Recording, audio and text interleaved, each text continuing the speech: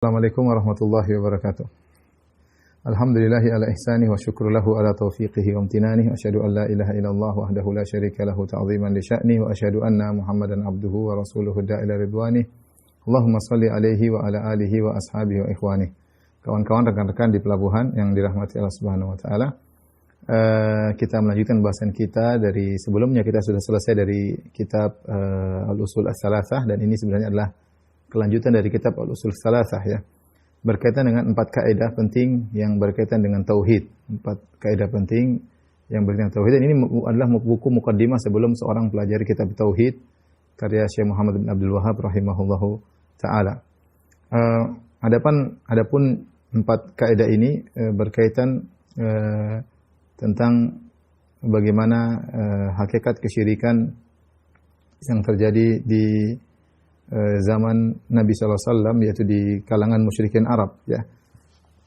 Saya akan memberikan gambaran tentang buku ini isinya apa, ya. Jadi Al-Qawaidul Arba'.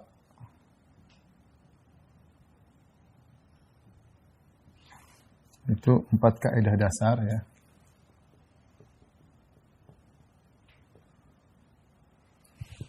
Dalam memahami tauhid, ya.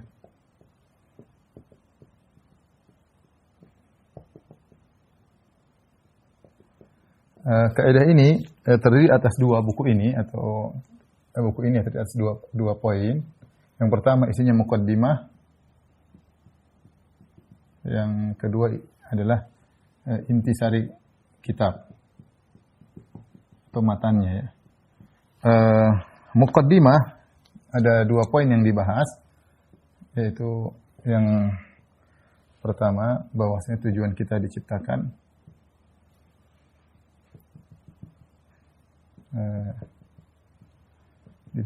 adalah untuk beribadah kepada Allah.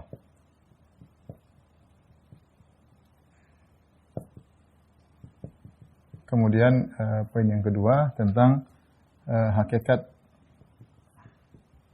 millah Ibrahim, ya, yang kita diperintahkan untuk mengikutinya.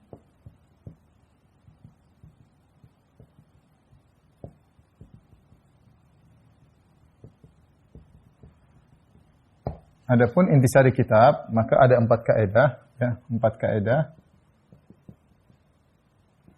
Apa saja 4 kaidah itu? Yang pertama, bahwasanya kaum musyrikin Arab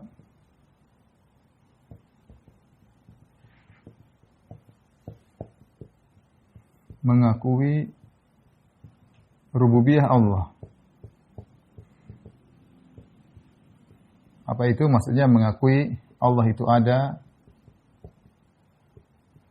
mengakui Allah Maha Pencipta, Allah Esa dalam mencipta.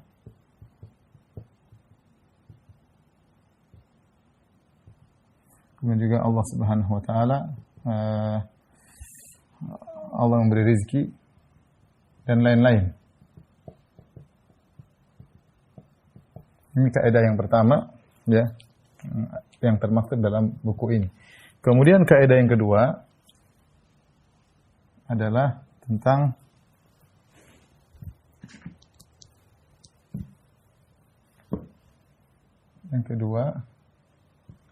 yaitu bahwasanya hakikat kesyirikan mereka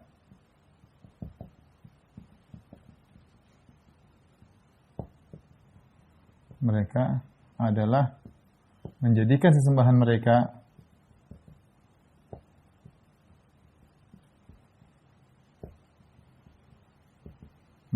sebagai pemberi syafaat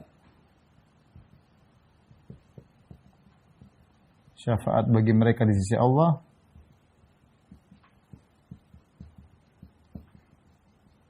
atau yang kedua perantara untuk mendekatkan mereka kepada Allah, sebagai perantara untuk mendekatkan mereka kepada Allah.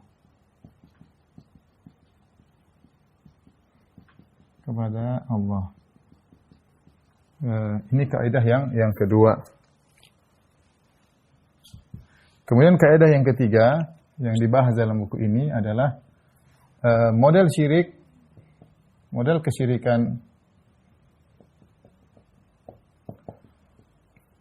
kaum musyrikin di zaman Nabi. Zaman Nabi banyak ya.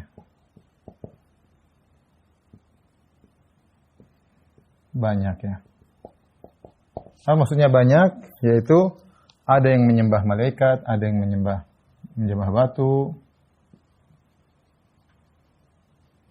berhala, ada yang menyembah malaikat, ada yang menyembah orang soleh, ada yang menyembah jin, ada yang menyembah berhala, ada yang menyembah Nabi Isa seperti dan lain-lainnya. Jadi kita harus mengenal apa sih model kesyirikan orang musyrikin Arab ketika Nabi diutus kepada mereka. Sebenarnya kesyirikannya apa saja? Itu dibahas pada kaidah yang ketiga. Adapun kaidah yang terakhir, kaidah yang keempat, yaitu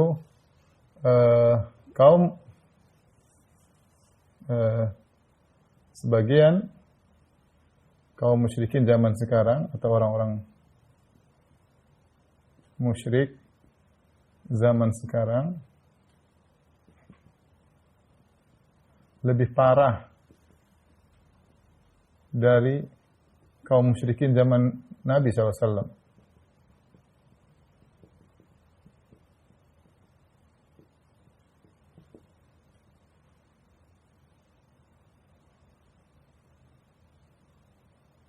Dari sisi dalam kondisi sulit, dalam kondisi genting, mereka tetap syirik.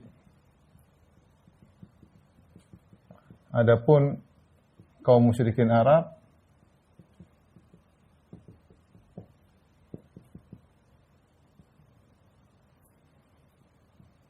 dalam kondisi genting mereka bertauhid. Mereka bertauhid. Inilah kaidah keempat yang sebagai penutup kitab ini ya. Saya ulangi. Inilah al-qawaidul arba. Qawaidul arba dalam bahasa Arab artinya empat kaidah. Yaitu empat kaidah dasar dalam memahami tauhid ya. Yang buku ini kalau kita bagi secara umum ada dua sisi, muqaddimah. Sebagaimana kitab usul salasah ada muqaddimah, ada isinya. Muqaddimah di antara yang dibahas adalah tujuan mengingatkan kita tentang tujuan kita diciptakan adalah untuk beribadah kepada Allah. Kemudian hakikat milah Ibrahim, kita disuruh mengikuti Nabi Ibrahim. Ya, karena tauhid yang sedang kita bahas tauhidnya Nabi Ibrahim. Ya, nanti ada kita bahas insyaallah. Hakikat milah Ibrahim yang kita diperintahkan untuk mengikutinya itu apa?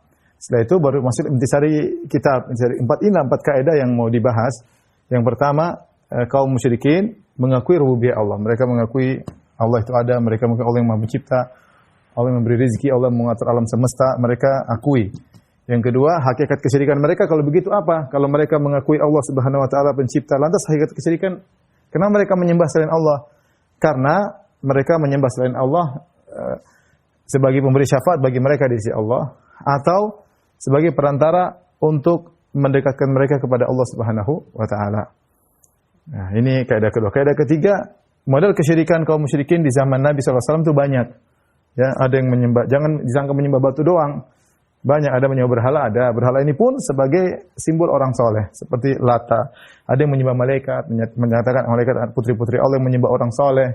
Ya, ada yang menyembah jin, ada yang menyembah Nabi Isa, ada yang mengatakan Uzair putra Allah dan lain-lain. Dan itu semua musyrikin didapati oleh Nabi di zaman tersebut, baik musyrikin Arab maupun Yahudi maupun Nasrani.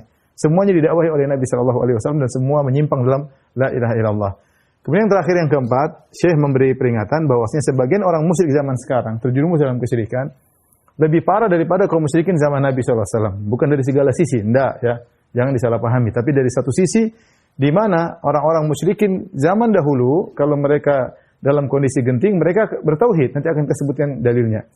Mereka dalam kondisi genting, mereka membuang seluruh berhala mereka, beribadah kepada Allah semata. Sementara orang musyrikin zaman sekarang sebagian mereka justru dalam kondisi genting, mereka malah pergi ke penghuni-penghuni kubur, malah mengatakan ya Husain, ya Husain, ya Ali, ya Ali. Mereka lebih parah daripada kaum musyrikin zaman dahulu dari sisi ini, ya. Inilah 4 kaidah yang akan kita bahas mudah-mudahan dalam 2 pertemuan. Pada pertemuan pertama saya akan fokuskan pada mukadimah dan kaidah yang pertama insyaallah taala. Baik.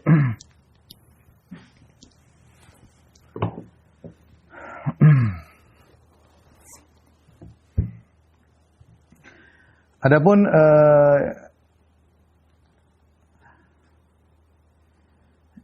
isi dari buku Al-Qawaidul Arba', ya. Syekh Muhammad bin Abdul Wahhab rahimahullahu taala berkata, "As'alullah al-Karim, Rabbal Arsyil Azim, an yatawallaka fid dunya wal akhirah." Beliau buka doa beliau dengan berdoa kepada Allah, aku mohon kepada Allah yang maha mulia, Rabbil Arsyil Azim, Rabbal Arsyil Azim, penguasa arsy yang agung, an yatawallaka fid dunya, agar Allah menolongmu, mengurusimu, ya, di dunia maupun di akhirat. Wa an yaj'alaka mubarakan aina ma kunta, dan agar Allah menjadikan engkau berkah dimanapun engkau berada. Wa an yaj'alaka mimman idza u'tiya syakar, dan agar Allah menjadikan engkau seorang hamba yang jika diberi kenikmatan bersyukur. Wa idza butuliya sabar, dan jika diberi ujian bersabar. Wa idza adnaba istighfar, dan jika dia berdosa maka beristighfar. Wa fa inna haula'i tsalath unwanus sa'adah. Sungguh 3 perkara ini merupakan tanda kebahagiaan. Ini buku indah, bukunya tipis banget ya, Qawaidul Arba' ini tipis banget ya. Dibuka dengan doa kepada pembaca, ya. Agar pembaca tahu bahwasanya niat Syekh Abdul Wahhab menulis buku itulah baik, ya, agar tidak salah dalam memahami tauhid, agar tidak terjerumus dalam kesyirikan, karena banyak orang yang tidak mengerti mereka terjerumus dalam kesyirikan. Sebabnya apa? Karena mereka tidak tahu hakikat kesyirikan orang-orang Arab jahiliyah dahulu. Sehingga mereka punya gambaran lain, mereka menyangka orang-orang Arab jahiliyah itu hanyalah menyembah batu begitu saja, menganggap batu pencipta, ya. Padahal tidak demikian. Padahal tidak demikian. Ini perlu dipahami. Karena saya bercerita tentang saya sendiri. Saya dulu waktu masih kecil, masih SD, SMP, ya saya menyangka orang-orang musyrikin Arab dahulu begitu. Betapa bodohnya mereka menyembah batu. Ya, ternyata mereka mengenal Allah. Ternyata mereka mengakui Allah pencipta. Ternyata mereka juga haji. Ternyata mereka juga umroh. Ya, ternyata mereka menjadikan berhala itu sebagai simbol saja dari orang soleh. Ternyata. Nah, ketika kita mengetahui hakikat kesyirikan orang-orang jahiliyah dahulu, kita lebih mudah menghindar dari kesyirikan. Dan kita lebih mudah untuk mentahqiq, merealisasikan tauhid. Karena kita ngerti hakikat kesyirikan orang-orang terdahulu. Inilah tujuan dari buku ini. Maka Syekh membuka dengan doa, Syekh Muhammad bin Abdul Wahhab rahimahullahu taala, semoga Allah merahmatinya dengan rahmat yang luas, ya. Beliau mengatakan, as'alullah al-Karim, aku mohon kepada Allah yang Maha Mulia, Rabbal Arsyil Azim, yang menguasai arsy yang Maha Agung, an yatawallaka fid dunya, agar Allah menolong engkau di dunia dan akhirat. Bukan cuma di dunia, di akhirat juga penting. Kemudian dia berdoa lagi, wa an yaj'alaka mubarakan aina ma kunt, dan agar Allah menjadikan engkau berkah dimanapun berada. Ini penting karena seorang dikatakan berkah, yaitu benar-benar dimanapun dia berada dia bermanfaat. Dimanapun dia berada waktunya bermanfaat, tidak ada waktu terbuang-buang. Makanya di antara kenikmatan anugerah yang Allah berikan kepada Nabi Isa ucapkan ketika dia masih kecil digendong oleh ibunya, dia menyebutkan nikmat-nikmat yang Allah berikan kepada dia, di antaranya dia berkata, wa ja'alani mubarakan aina ma kuntu. Sungguhnya Allah menjadikan aku berkah dimanapun aku berada. Sebagian ahli tafsir menafsirkan bahwasanya Allah menjadikan dia muallim, guru. Makanya kalau kita buka di Bible atau Injil masih dijelaskan ya guru ya. Itu di antara yang tidak dirubah, bahwasanya Nabi Isa dulu dikenal sebagai guru. Dimanapun dia berada, dia berkah. Dimanapun dia berada, dia mengajarkan ilmu. Dimanapun dia berada, dia mengajarkan ilmu. Ya. Oleh karenanya, sebagian ulama-ulama kita, ya seperti contoh guru kita Syekh Abdul Razak, hafizahullah ta'ala, kalau kita ketemu dengan dia, dimanapun dia bersafar, dia pasti menyempatkan pengajian, meskipun itu cuma bertiga, meskipun itu cuma berempat. Habis sholat ada kata-kata, meskipun cuma 10 menit, habis sholat ini, meskipun itu sedang berjalan-jalan, meskipun saya dengan dia dan kawan-kawan kita sedang berjalan-jalan lagi kemana, ke taman kayak kemana kayak, tetap saja tidak ada waktu yang pergi begitu saja tanpa ada nasihat, ya. Di antara dalilnya adalah bagaimana sifatnya Nabi Isa alaihissalam, beliau selalu menyampaikan apa? Nasihat. Dan beliau adalah seorang guru sehingga beliau dikatakan berkah. Kata beliau, wa ja'alani mubarakan aina ma kunt. Dan Allah menjadikan aku berkah dimanapun aku berada. Oleh karenanya ketika kita diberkahi oleh Allah Subhanahu wa taala, kita diberkahi dalam banyak urusan. Harta kita berkah, kemudian umur kita berkah, waktu kita berkah, ya. Pandangan kita berkah, pendengaran kita berkah, ucapan kita berkah. Ini adalah nikmat yang luar biasa. Makanya saya meminta doa kepada Allah, doa yang sangat penting bagi kita semua, yaitu menjadikan kita berkah. Menjadikan kita berkah. Kalau sudah berkah, dimanapun dia bermanfaat. Makanya ketika Nabi Shallallahu Alaihi Wasallam pernah memberi teka-teki kepada para sahabat, Nabi berkata, Inna minasyajari lama barakatuha kabarakatil muslim. Fahadithuni ma hiya. Kata Nabi sallallahu alaihi wasallam, sungguhnya ada pohon-pohon di antara pohon-pohon yang banyak, ada sebuah pohon yang keberkahannya seperti keberkahan seorang muslim. Kabarkanlah kepadaku pohon apakah itu? Kabarkanlah kepadaku pohon apakah itu? Ya. Kemudian Nabi jelaskan hiya nakhlah, pohon tersebut adalah pohon korma. Kenapa pohon korma dikatakan dia pohon berkah? Yang keberkahan pohon korma disamakan dengan keberkahan seorang muslim. Karena keberkahan pohon korma dari awal sampai akhir, dari akar sampai ujung pohon korma semuanya bermanfaat. Tidak ada bagian dari pohon korma yang dibuang. Tidak ada bagian dari pohon korma yang dibuang. Orang mukmin demikian, dia bermanfaat kepada siapapun, bagi keluarganya bermanfaat, bagi anak-anaknya bermanfaat, bagi tempat kerjanya bermanfaat, bagi temannya bermanfaat, bagi tetangganya dia bermanfaat, ya, bagi teman kantornya bermanfaat, bagi jamaah masjid dia bermanfaat. Dimanapun dia berada, dia berusaha bermanfaat. Dia tidak bikin masalah. Dimanapun dia datang keberkahan, sehingga kehadirannya dirindukan oleh banyak orang. Ya, karena di mana-mana dia memberi kebahagiaan kepada orang lain. Ini namanya orang yang berkah. Dan itulah seharusnya seorang muslim demikian. Bukan sebaliknya, seorang yang keberadaannya dibenci oleh masyarakat. Masyarakat ingin dia tidak hadir. Kalau dia tidak hadir dalam grup, orang-orang bersyukur, alhamdulillah. Itu namanya bukan orang yang berkah. Taib, ini doa yang disampaikan oleh Syekh Abdul Wahab kepada kita para pembaca, kita ucapkan amin. Ya. Kita ucapkan apa? Amin. Wa an yaj'alaka, doa yang ketiga, ini 3 doa. Wa an yaj'alaka mimman idza u'tiya syakar. Dan agar Allah menjadikan engkau termasuk orang yang jika diberi kenikmatan dia bersyukur. Wa idza btuliya sabar, jika diberi ujian dia bersabar. Wa idza adnaba istaghfar, kalau dia berdosa dia istighfar. Fa in haula'i thalath unwanus sa'adah. Ini 3 perkara adalah tanda kebahagiaan. Selama orang masih berputar pada 3 perkara ini, ketahuilah dia orang berbahagia. Karena kita enggak keluar dari 3 kondisi ini. Entah dapat nikmat, entah diuji, entah kita bermaksiat, ya. Kalau kita dapat nikmat, taat kepada Allah, diberi kenikmatan, kita bersyukur. Kalau kita diuji, tugas kita adalah bersabar. Kalau ternyata kita berusaha bertakwa, ternyata kita bermaksiat, maka kita istighfar. Selama Anda masih berputar pada kisaran 3 ini, sungguhnya Anda sedang bahagia. Maka seorang jangan sampai terlepas dari 3 kondisi ini. Cuma bersyukur atau bersabar atau beristighfar. Bersyukur, bersabar atau beristighfar. Dan ini juga doa yang menakjubkan dari Syekh Abdul Wahab kepada para pembaca, dan kita katakan pula amin. Saya ulangi, dia berdoa dengan 3 perkara agar Allah menolong kita, ya, dunia dan akhirat. Allah memegang urusan kita, ya. Karena barang siapa yang dipegang urusannya oleh Allah Subhanahu wa taala, maka urusannya akan mudah dan lurus, ya. Makanya di antara doa Nabi sallallahu alaihi wasallam, ya hayyu ya qayyum bi rahmatika astaghits fa asli sya'ni kullahu wa la takilni dalam sitarfata ain. Ya Allah, uruskanlah segala urusanku, fa aslih li sya'ni kullahu, segala urusanku luruskanlah ya Allah. Wala takilni nafsi tarfata ain, dan jangan biarkan aku bersandar kepada diriku sendiri meskipun dalam sekejap mata. Jadi kalau Allah sudah mengurus urusanmu, selesai, ya. Mau urusanmu di dunia maupun akhirat, maka akan lancar, akan mudah, akan berkah dan yang lainnya. Yang kedua tadi Syekh Abdul Wahab mendoakan kita agar kita berkah, karena berkah itu adalah penting sehingga waktu kita semua berkah. Yang ketiga, agar kita memiliki berputar pada 3 kondisi, yaitu hanya bersyukur atau bersabar atau istighfar, ya. Inilah 3 doa yang dibawakan oleh Syekh Abdul Wahab kepada orang yang baca tulisannya. Kemudian beliau berkata, "I'lam arsyadakallahu li ta'atih." Ketahuilah, ya. Ketahuilah, semoga Allah membimbingmu agar bisa mentaatinya, ya. Ketahuilah, semoga Allah membimbing untuk bisa mentaatinya. Annal hanifiyata millata Ibrahim an ta'budallaha wahdahu mukhlishan lahud-din. Wa bidzalika amara Allah jami'an nas wa khalaqahum laha kama qala ta'ala wa ma khalaqtul jinna wal insa illa liya'budun.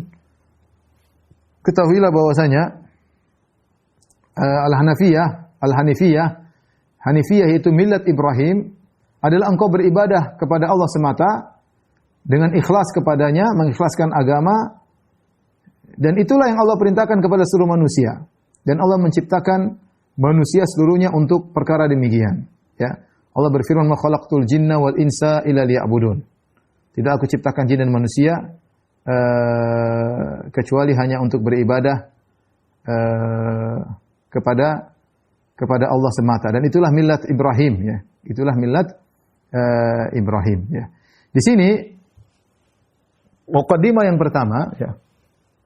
Muqaddimah yang pertama yaitu saya ingin menjelaskan tentang tujuan kita diciptakan oleh Allah Subhanahu wa taala. Dialah millah Ibrahim. Ya, wa ma khalaqtul jinna wal insa illa liya'budun. Tidak aku ciptakan jin dan manusia kecuali untuk beribadah kepadaku. Itulah hakikat millah Ibrahim. Kita disuruh untuk mengikuti agama Ibrahim. Nabi Muhammad disuruh untuk ikuti agama Ibrahim. Kata Allah Subhanahu wa taala, "Inna Ibrahima kana ummatan qanitan lillah hanifan wa lam yakun minal musyrikin syakiran li an'umih. Ijtabahu hadaw ila siratim mustaqim wa atainahu fid dunya fil dunya hasanah wa innahu fil akhirati laminas salihin." Kemudian thumma auhayna ilaika an ittabi' millata Ibrahim hanifa wa ma kana minal musyrikin.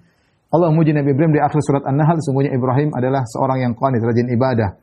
Kemudian hanifan, hanif artinya condong, hanif condong. Makanya orang yang kakinya miring disebut hanif, ya, kaki X ya, disebut hanif. Kenapa? Kakinya miring. Sehingga hanif itu sebenarnya sebagian ulama mengatakan, ada khilaf memang, tapi sebagian ulama mengatakan hanif itu bukan artinya lurus. Hanif itu secara bahasa Arab artinya miring. Miring maksudnya apa? Miring menuju tauhid, jauh dari kesyirikan. Jauh dari kesyirikan. Namanya orang hanif itu orang yang selalu condong kepada tauhid dan benar-benar menjauhkan diri kesyirikan. Itu namanya hanif. Makanya Nabi Ibrahim alaihissalam adalah orang yang sangat kencang terhadap kesyirikan. Ya, dia sangat takut dengan kesyirikan, bahkan menjauhkan diri karena dia hanif. Hanif. Jadi tidak nyerempet kesyirikan, tapi benar-benar condong jauh daripada kesyirikan. Bukannya sekedar lurus, bahkan condong, yaitu jauh daripada kesyirikan, ya. Makanya Allah mengatakan ketika mensifati Nabi Ibrahim, kata Allah, "Tsumma auhayna ilaika an ittabi' millata Ibrahim hanifa." Kemudian kami wahyukan kepada engkau wahai Muhammad, an ittabi' millata Ibrahim hanifa, hendaknya engkau mengikuti ajaran Ibrahim, wa ma kana minal musyrikin, dan dia bukan termasuk orang musyrikin. Kenapa disebut Ibrahim secara khusus, ya? Perhatikan di sini.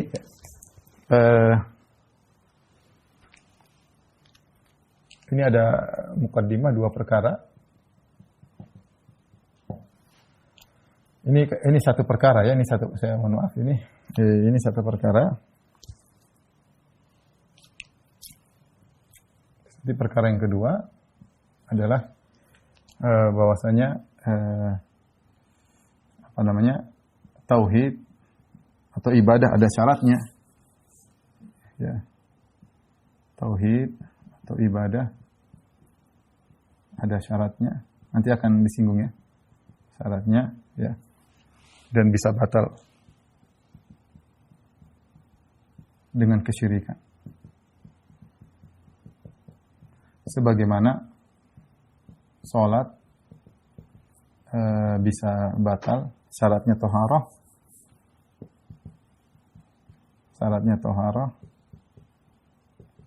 dan bisa batal karena pembatal. Baik, ini adalah syarat yang pertama, ya.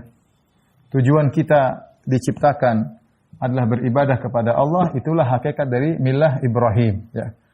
Timbul pertanyaan, kenapa disebut Ibrahim secara khusus? Allah ulang-ulang dalam Al-Qur'an Ibrahim. Allah ulang-ulang dalam Al-Qur'an banyak. Allah ulang-ulang dalam Al-Qur'an tentang Ibrahim. Dan Nabi SAW disuruh ikut Ibrahim. Ikut ajaran Ibrahim. Kalau kita lihat dari dua sisi pertama, ya, kenapa ya? Timbul pertanyaan, kenapa? Jawabannya pertama, karena Ibrahim adalah nenek moyang Nenek moyangnya Quraisy.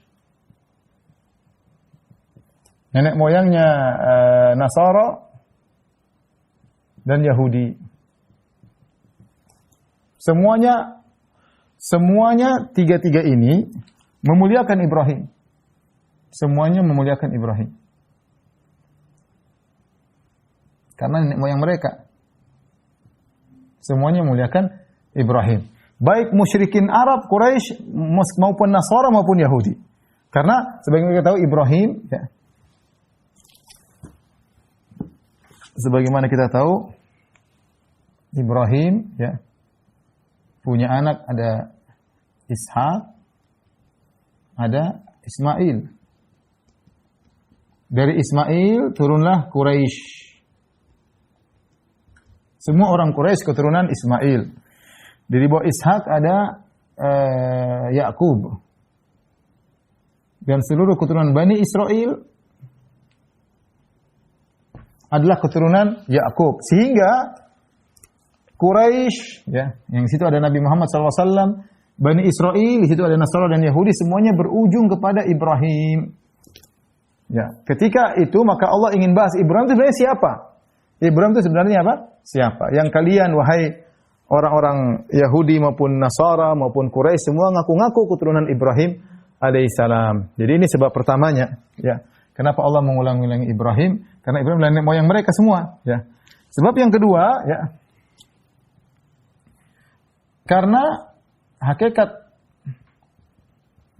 hakikat milah Ibrahim, ajaran Ibrahim adalah tauhid. Adalah tauhid dan jauh dari syirik.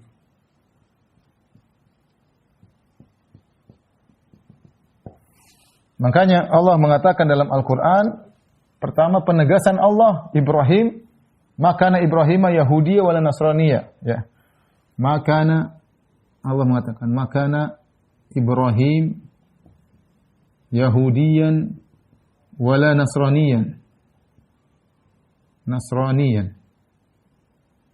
Walakin kana hanifan muslima, kata Allah, wa ma kana minal musyrikin. Lengkaplah Allah bantah mereka. Kata Allah, bukanlah Ibrahim itu Yahudi, bukan juga Nasara, tapi dia seorang hanif yang muslim dan dia bukan jadi musyrikin. Jadi bukan Yahudi, bukan Nasrani, bukan Quraisy. Maksudnya bukan musyrik seperti kesyirikan Quraisy. Yang kedua, Ibrahim, ya, menentang kesyirikan. Makanya Ibrahim menemukan dua model, ya. Beliau berdakwah kepada penyembah berhala, benda-benda bumi di Babil. Kemudian beliau juga berdakwah kepada para penyembah benda-benda langit di Syam. Penyembah benda-benda langit. Penyembah benda-benda langit. Jadi sosok Ibrahim ini istimewa, ya. Sosok Ibrahim istimewa, makanya disampilkan dalam mukaddimah sebelum bicara tentang hakikat kesyirikan orang musyrikin. Syekh Abdul Wahab bikin mukaddimah yang indah, mukaddimah dalam mukaddimah dua perkara, ini perkara pertama, kemudian perkara kedua, ya. Perkara pertama, Allah jelaskan beliau menjelaskan kita diciptakan untuk beribadah kepada Allah, dan itulah hakikat milah Ibrahim. Kenapa Ibrahim disebutkan? Allah ulang-ulang karena Ibrahim itu nenek moyang dari orang-orang yang didakwai oleh Nabi. Semua orang didakwai oleh Nabi adalah keturunan Ibrahim. Quraisy, Yahudi, Nasrani, semua keturunan Ibrahim. Nah, kakek kalian Ibrahim ini seperti apa sebenarnya? Inilah hakikatnya. Dia ternyata bukan Yahudi, bukan Nasrani, bukan musyrikin. Dia hanifan muslimah. Kemudian dia justru menentang kesyirikan yang kalian lakukan. Dia pernah menentang penyembah berhala, ya. Dan itulah di Babil ketika dia melawan ayahnya dan Raja Namrud, ya, akhirnya dia dibakar, ya. Kemudian dia pun pergi ke negeri Syam, kemudian dia berdakwah kepada para penyembah matahari, rembulan dan bintang. Jadi dia menghadapi kaum musyrikin dengan dua model, para penyembah benda-benda bumi dan para penyembah benda-benda langit. Dan Ibrahim dua-duanya dia berdebat. Dalam ayat ini dia berdebat ketika dia menghancurkan patung-patung, Kemudian mereka berkata, "Anta fa'alta hadza bi alihatina ya Ibrahim." Kau yang mencuri patung-patung kami, kata Ibrahim. "Bal fa'alahu kabiruhum hadza fas'aluhum in kanu yantiqun."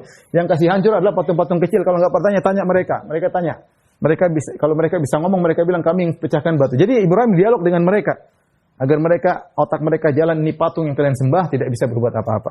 Demikian juga Nabi Ibrahim berdialog dengan para penyembah matahari, penyembah rembulan, penyembah bintang. Sebagian Allah abadikan dalam surat Al-An'am.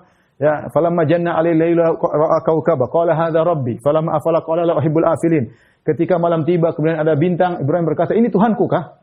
Ternyata hilang, aku tidak bisa sembah Tuhan seperti ini yang hilang. Falamma ra'al qamara bazighatan qala hadza rabbi.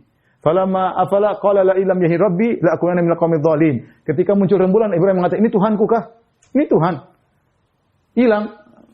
Kalau tidak beri petunjuk kepadaku, aku akan tidak akan menyembah, aku akan terjumus dalam kesyirikan. Falamma ra'a syamsa bazighatan qala hadza rabbi hadza akbar. Ketika dia lihat matahari, ya, matahari lebih besar. Hadza akbar, ini Tuhanku kah? Falamma afalat, ya qaumi inni bari'um mimma tusyrikun. Tatkala matahari tenggelam, ya kaumku, aku berlepas diri dari kesyirikan yang kalian lakukan. Jadi Ibrahim ini sosok luar biasa. Dia bukan hanya mendakwakan kepada tauhid, dia menentang kesyirikan dan dia berdebat dengan mereka. Dan dia rela bayangkan waktu dia di Babil, musuhnya satu negeri semuanya musyrikin. Bapaknya musyrik, satu negeri semua, tidak ada yang sama Ibrahim, dia sendirian. Makanya kemudian mereka semua sepakat tangkap dia dan ingin bakar dia. Tapi Allah selamatkan. Ketika sampai di negeri Syam juga dia sendirian. Makanya ketika Ibrahim berjalan sama Sarah, melewati Mesir, Ibrahim berkata sama Sarah, "Ya Sarah, tidak ada negeri ini yang muslim kecuali saya dengan kamu. Makanya nanti kalau mereka tanya kepadamu siapa aku, siapa kamu, mereka tanya kepadaku siapa aku, akan mengatakan anti ukhti, engkau saudariku." Maksudnya saudariku sama agama, karena tidak ada yang Islam kecuali saya dengan kamu. Maksud saya Ibrahim dia sendirian tapi dia cuek. Dia sendirian tapi dia cuek mendakwah tauhid meskipun satu kampung semuanya musyrik. Meskipun satu negeri semuanya musyrik, mungkin bapaknya semuanya musyrik. Tapi luar biasa bagaimana kokohnya Ibrahim. Itulah hakikat Ibrahim, ya. Yang kita sebenarnya agama kita, agama Islam adalah mengikuti Ibrahim. Ini muqaddimah yang indah dari Syekh Muhammad Abdul Wahhab rahimahullahu taala. Kemudian dalam muqaddimah tersebut beliau sampaikan juga perkara kedua. Kita bacakan sekarang.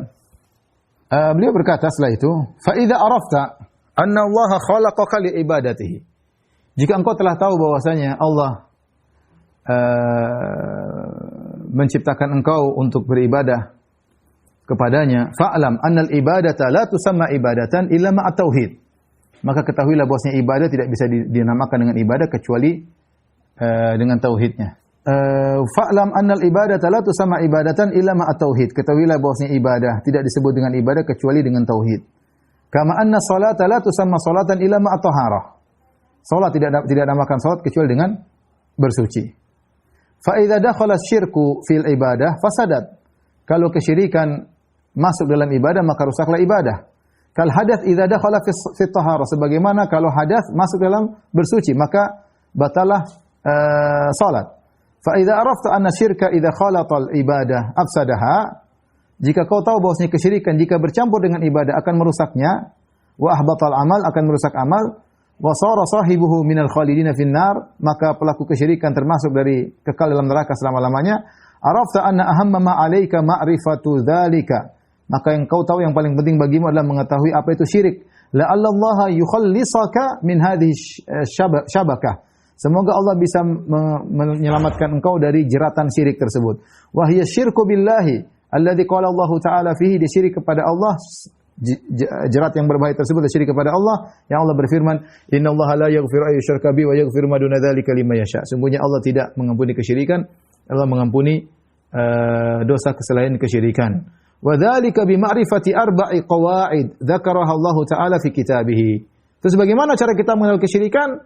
Hakikat kesyirikan orang musyrikin Arab dengan mengenal 4 kaidah yang Allah telah sebutkan dalam Al-Qur'an. Ini maksud dari buku ini. Jadi saya ulangi, perhatikan sini.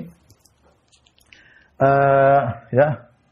Di sini Syekh Abdul Wahhab mengatakan dia mengkiaskan, jadi maksud dia itu adalah mengkiaskan, bukan mengkiaskan, menganalogikan. Perhatikan sini. Menganalogikan antara salat dan ibadah, ya. Ibadah dan salat. Perhatikan sini.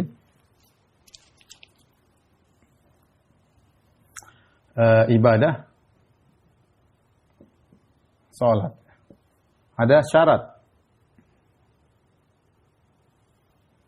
Syarat ada pembatal. Syarat ibadah adalah tauhid. Sebagaimana syarat salat adalah taharah. Kemudian pembatal ibadah adalah syirik. Sebagaimana pembatal salat adalah hadas. Ya. Maka beliau mengatakan, sebagaimana salat tidak diterima kalau tanpa taharah, dan salat bisa batal kalau ada hadas, maka demikian juga ibadah. Kau disuruh untuk beribadah kepada Allah, ma khalaqtul jinna wal insa illa liya'budun. Tadi tujuan kau diciptakan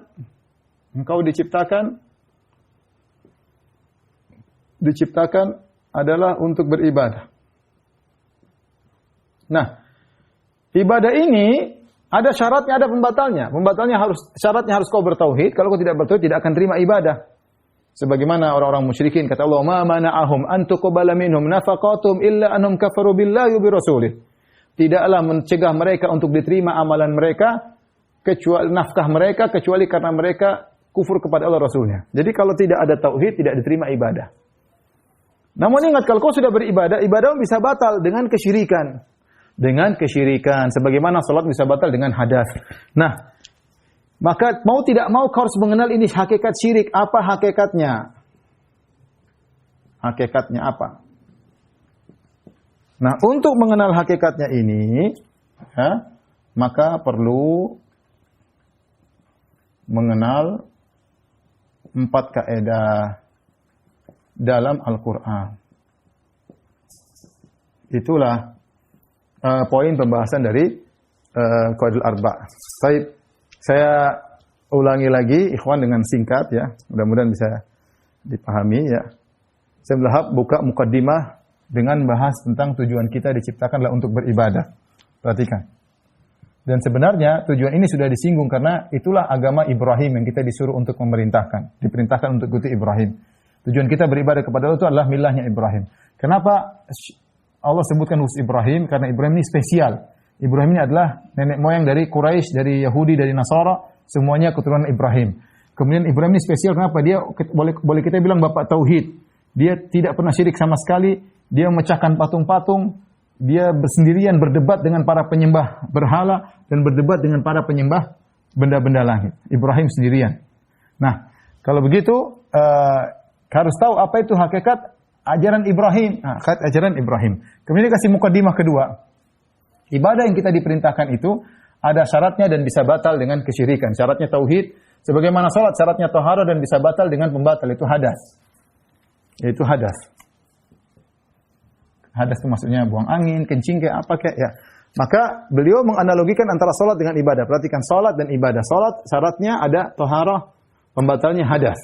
Sebagaimana ibadah ada syaratnya tauhid, pembatalnya adalah syirik. Nah, kalau kamu bisa agar ibadahmu selamat, kau bisa jalankan tujuanmu diciptakan oleh Allah untuk beribadah, kau harus tahu hakikat syirik. Apa itu hakikat kesyirikan? Nah, untuk mengenal hakikat syirikan itu, biar kau tahu betul apa kesyirikan sih yang Nabi lawan ketika di zaman Nabi berdakwah di Jazirah Arab. Apa sih kesyirikan tersebut? Maka mau tidak mau kau harus mengenal 4 kaidah dalam Al-Quran. Ya, harus mengenal 4 kaidah dalam Al-Quran.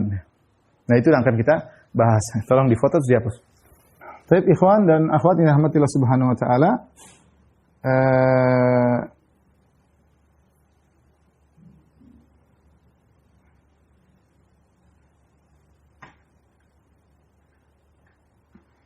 Kita lanjutkan. Kemudian barulah Syekh Abdul Wahab rahimahullahu ta'ala masuk pada kaidah yang pertama.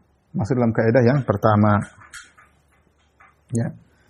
Al-qaidatul ula. Kita katakan insyaallah pada kesempatan kali kita akan bahas kaidah yang pertama ya. Adapun kaidah kedua, tiga, empat insyaallah pertemuan berikutnya. Insyaallah cuma 2 pertemuan ya. Al-qaidatul ula, kaidah yang pertama, an ta'lama annal kuffara alladziina qatalahum Rasulullah sallallahu alaihi wasallam muqirruna bi anna Allah ta'ala huwal khaliqul mudabbir. Hendaknya kau tahu bahwasanya orang-orang kafir yang Rasulullah SAW perangi mereka, ternyata mereka mengakui bahwasanya Allah Subhanahu wa taala dialah pencipta. Dialah pengatur alam semesta. Ya. Wa anna dzalika lam yudkhilhum fil Islam. Ternyata pengakuan mereka tersebut, Allah Maha Pencipta, Allah pengatur alam semesta, tidaklah memasukkan mereka dalam Islam. Wa dalil qauluhu ta'ala. Jadi perhatikan, Syekh Abdul Wahab mengatakan ini kaidah semua berdasarkan Al-Qur'an. Ini bukan dari otak beliau sendiri. Tidak, ini semua berdasarkan apa? Al-Qur'an. Maka semua kaidah ini ada Al-Qur'annya. Bukan pakai logika-logikaan, enggak, Al-Qur'an. Wa dalil qauluhu ta'ala, adapun dalil akan hal ini bahwasanya pengakuan mereka Allah Maha Pencipta, Allah Maha Pencipta tidak membuat mereka masuk dalam Islam adalah firman Allah, "Qul may yarzuqukum minas sama'i wal ard." Katakanlah Muhammad, tanyakan kepada mereka, "May yarzuqukum minas sama'i wal ard?" Siapakah yang memberi rezeki kepada kalian dari langit dan bumi? "Amman yamlikus sam'a wal absar? Wa may yukhrijul hayya minal mayyit wa may yukhrijul mayyita minal hayy wa may yudabbirul amr fasayaquluna Allah." Faqul afala tattaqun? Katakanlah Muhammad, siapakah kepada orang musyrikin Arab, siapakah yang beri rezeki kepada kalian dari langit dan bumi? Siapakah yang menguasai pendengaran dan penglihatan? Siapakah yang mengeluarkan yang hidup dari yang mati dan mengeluarkan yang mati dari yang hidup? Wa may yudabbirul amra, dan siapa yang mengatur segala urusan di alam semesta ini? Fasayaquluna Allah, mereka akan mengatakan Allah yang semuanya ini. Faqul afala tattaqun? Kenapa kalian tidak bertakwa kepada Allah Subhanahu wa taala? Ini poin yang pertama, ya. Bahwasanya kaidah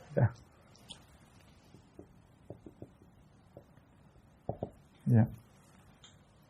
Kaum musyrikin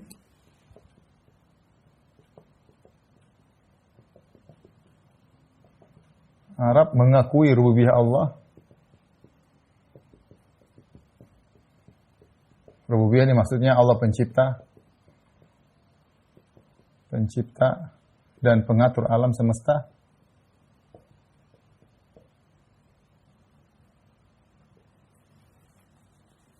Mengatur alam semesta. Ya. Kaum musyrikin Arab mengakui rububiyah Allah pencipta dan pengatur alam. Akan tetapi pengakuan tersebut tidak menjadikan mereka muslim. Mereka muslim. Baik. Kita akan bahas apa dalil akan pernyataan ini? Apa dalil? Apa dalilnya? Dalil pengakuan mereka.